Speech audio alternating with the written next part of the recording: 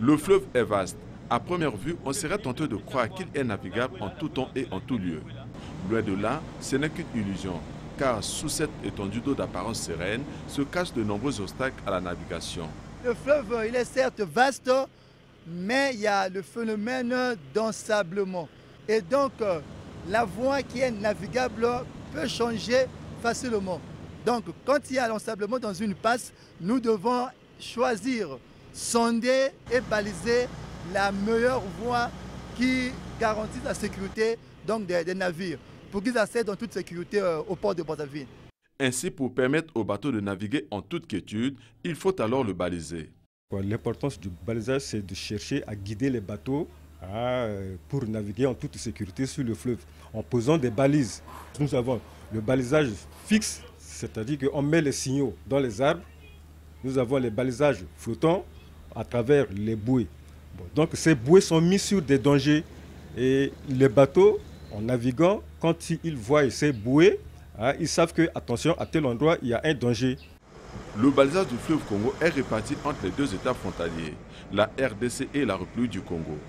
En République du Congo et en RCA, les travaux d'entretien des voies navigables sont réalisés par le GIE-SEVN, groupement d'intérêt économique pour le service commun d'entretien des voies navigables, une société congolo-centrafricaine. Dans le pôle Malébo, cette société balise la passe de la rive droite de Brazzaville jusqu'à Maluku. Le balisage dans la zone du pôle, ça s'effectue sur 30 km.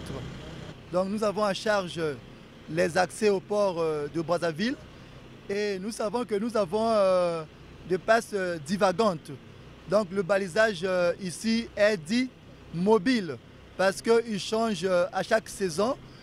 C'est ainsi que grâce au système de mise à jour régulier des balises et ce nœud de navigation par le GIE-SEVN, les bateaux peuvent naviguer en toute sécurité, mais à condition que les pilotes sachent interpréter les différents signaux. Au niveau du pôle Malébo, on a des bouées rouges qu'il faille laisser donc à votre droite, donc du côté tribord à la remontée.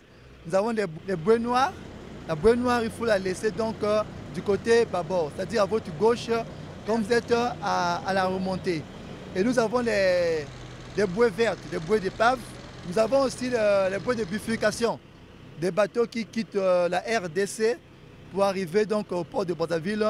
Mais à cela s'ajoute aussi le balisage fixe que nous plaçons au niveau des berges, donc des rives. Donc nous avons des flèches. Donc on doit suivre pour dire qu'il faut suivre la rive. Nous avons aussi des parallèles. Donc tu t'approches dessus et tu dois les quitter automatiquement pour aller vers le signal qui se trouve de l'autre côté au large. L'environnement sablonneux du pôle Malébo avec pour conséquence immédiate l'obstruction des canaux de navigation contre les services techniques du GIE-SEVN d'être réguliers sur le fleuve.